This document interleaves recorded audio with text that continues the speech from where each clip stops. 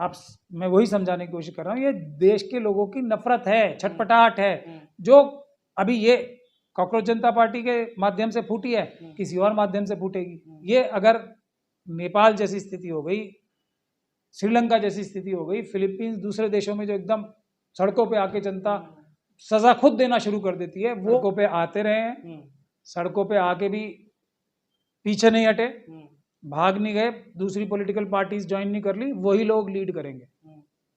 बहादुर लोग, ये देश इस समय कुर्बानी मांग रहा है। जो डर के चुप हो जाएगा, और ये सोशल मीडिया तो बंद कर सकते हैं ना, सड़कों का क्या करेंगे? ये लड़ाई सड़कों पे होनी है, मैं आपको फिर बता रहा हूं।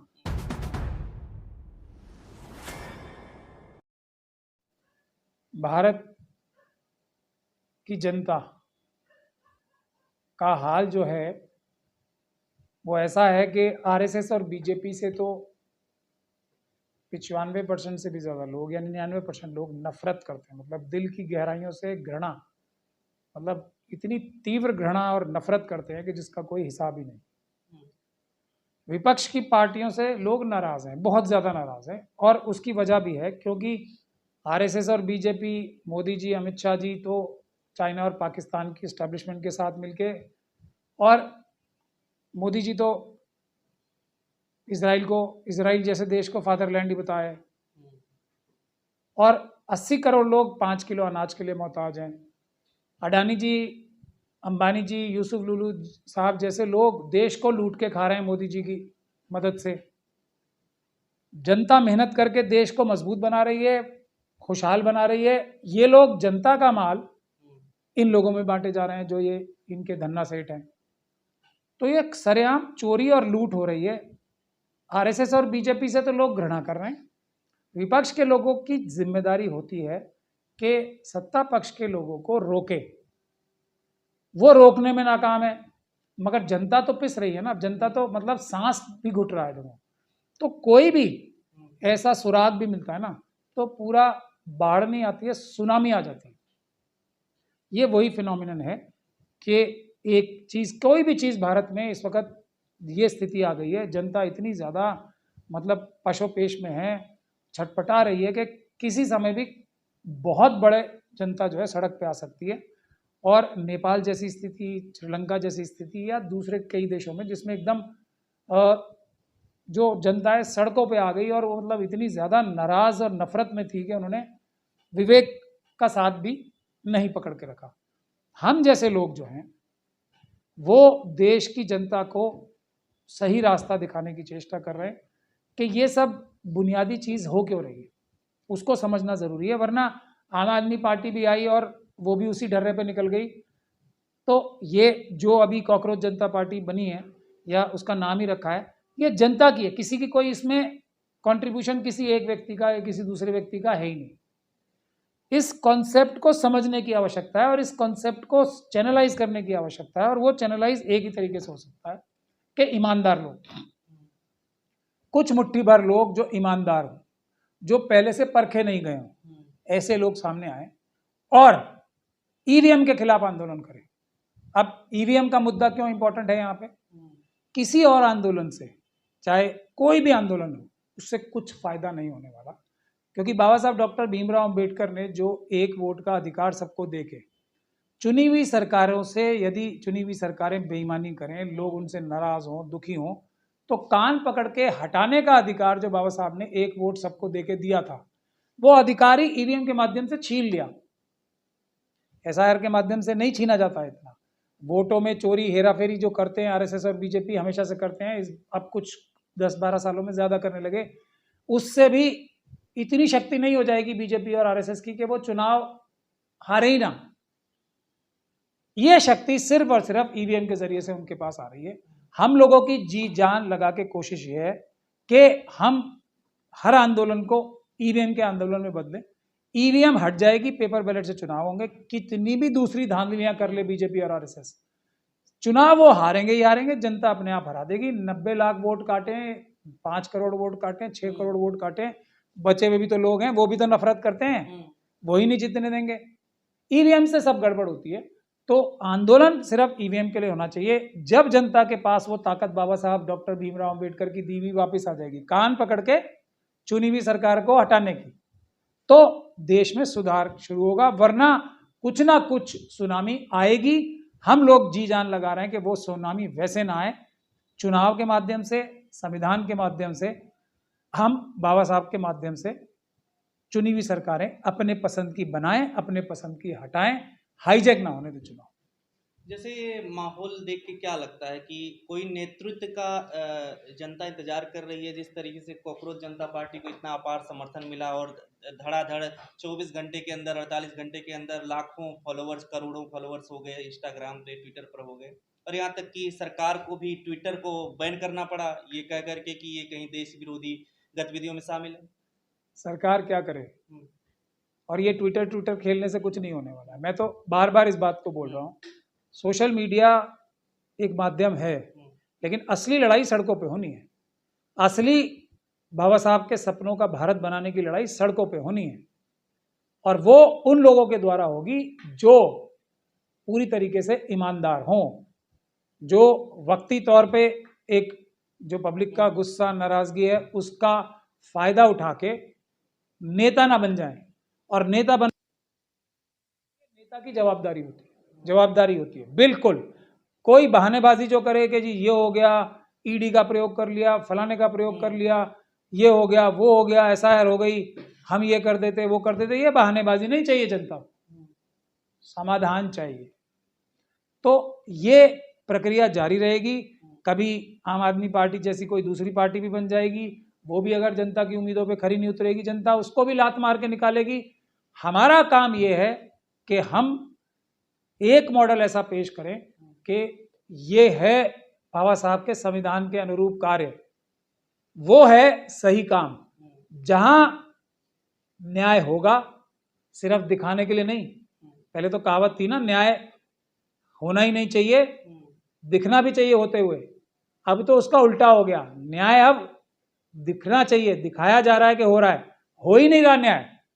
हर जगह यही हो रहा है, हर आरएसएस और बीजेपी का। देखो अभी 500 से ज्यादा महल बीजेपी ने बना लिए डिस्ट्रिक्ट अपने, और दूसरी पार्टियों का भी यही हाल है, कुछ का नजर आ रहा है, कुछ का नहीं नजर आ रहा। तो सभी पार्टियों से लोग नाला हैं, नाराज हैं, आरएसएस बीजेपी से नफरत कर रहे हैं। तो रास्ता क्या है, जनता के अंदर से नए लीडरशिप उभरे, वो अच्छा रास्ता है। ये अगर नेपाल जैसी स्थिति हो गई, श्रीलंका जैसी स्थिति हो गई, फिलीपींस, दूसरे देशों में जो एकदम सड़कों पे आके जनता सजा खुद देना शुरू कर देती है, वो भारत जैसे बड़े देश में नहीं होना चाहिए। हम लोगों की तो पूरी जी तोड़ कोशिश यही है, वरना एकदम अफरा तफरी के माहौल में देश का भी नुकसान होता है, ये हम सब लोग समझते हैं। इन्होंने वेबसाइट बनाई, उसमें 5 मुद्दे उन्होंने इंक्लूड किए हैं। उसमें जो दूसरा मुद्दा है कि legal vote is deleted if any whether in a BJP or opposition rule state, CEC shall be arrested under UAPA. मतलब आपका मुद्दा कहीं ना कहीं इसमें इनडायरेक्टली है एक मुद्दा, आपको लगता कुछ नहीं होगा, कुछ नहीं होगा, ये सब बेकार के मुद्दे हैं, सारे बेकार। ईवीएम का जो बात नहीं करेगा वो पूरी तरीके से ईमानदारी से जनता का साथ नहीं देना चाहता। पहला मुद्दा ईवीएम हटाओ, पहला मुद्दा ईवीएम हटाओ, पेपर बैलेट वापस लाओ।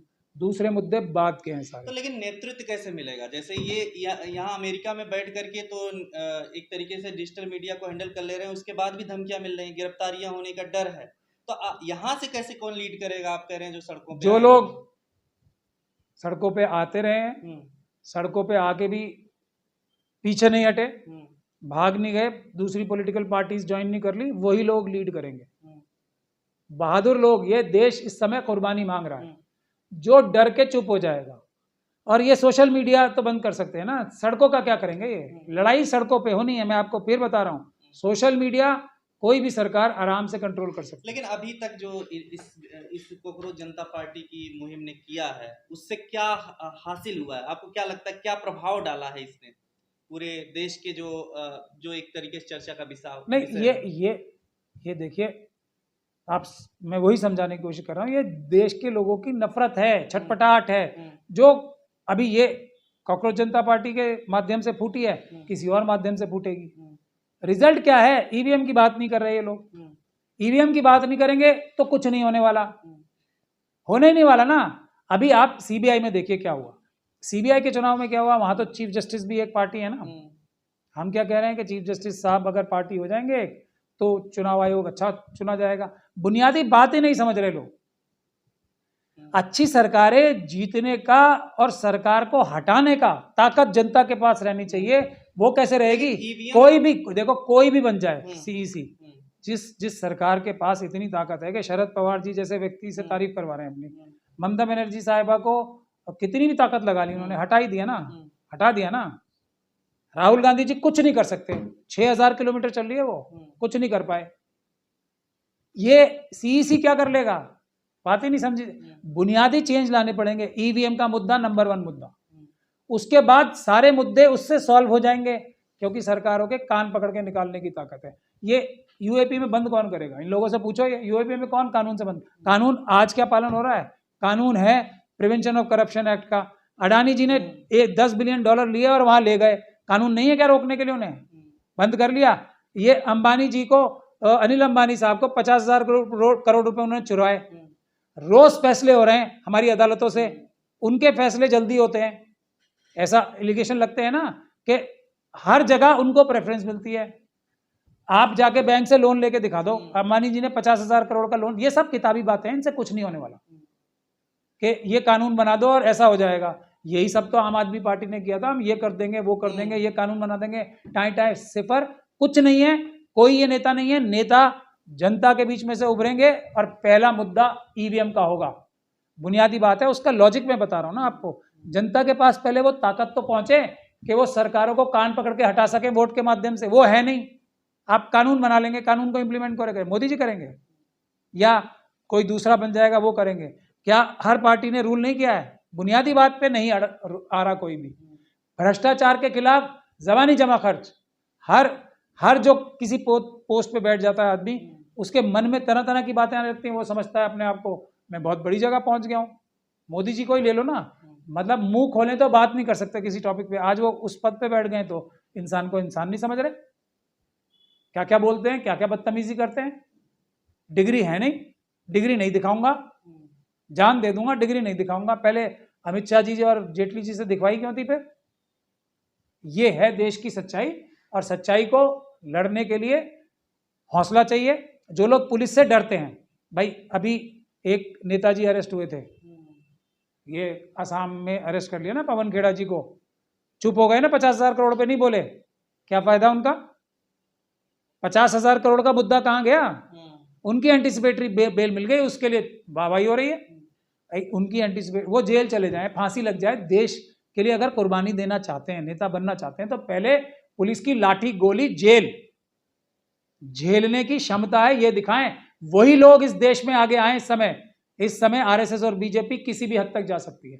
जो मरने के लिए, कुर्बानी देने के लिए, जान की, जेल जाने के लिए, लाठी खाने के लिए, झूठे केस भुगतने के लिए तैयार हैं लोग। और उसमें ये नहीं कि हाय मेरे साथ ये हो गया, मेरे परिवार वालों का क्या होगा, ये सब बोलना ही नहीं है। कमजोरी की बात ही नहीं कर रही है। हम जान दे देंगे, देश नहीं देंगे, ये जिनका नारा है वो आगे आए। और पहला मुद्दा ईवीएम हटाने का होना चाहिए, वरना ये सब एक प्रकार से दूसरा धोखा, तीसरा धोखा और चौथा धोखा होगा। ये जनता का गुस्सा अभी है ना, ये एक उसको निकालने की भी, स्टीम निकालने की होती है ना, स्टीम कम करने की, वो भी तरीका है ये। आम आदमी पार्टी को किसने हवा में चढ़ाया था? सोशल मीडिया और दूसरों के माध्यम से। यही आरएसएस का सारा काडर था। अभी सबको पता है, मोदी जी और अमित शाह जी से लोग नफरत कर रहे हैं, पता है ना सबको। तो ये स्टीम निकालने के लिए आजकल तो आरएसएस और बीजेपी के कुछ लोग बोल रहे हैं ना कुछ मोदी जी के खिलाफ। क्यों बोल रहे हैं? क्योंकि वो आरएसएस अपनी एक अच्छी छवि भी देना चाहती है कि हाँ, हम तो देखो सुब्रमण्यम स्वामी जी से ये तो बुलवा ही रहे ना, हम तो मधु किश्वर जी से ये सब बुलवा ही रहे ना। फर्क पड़ रहा है? कुछ नहीं पड़ रहा, वही हो रहा है। हाँ, ये है कि जनता का एक गुस्सा निकल जाता है कि हाँ, सुब्रमण्यम स्वामी साहब ने क्या बात कही, मधु किश्वर जी ने क्या बात की।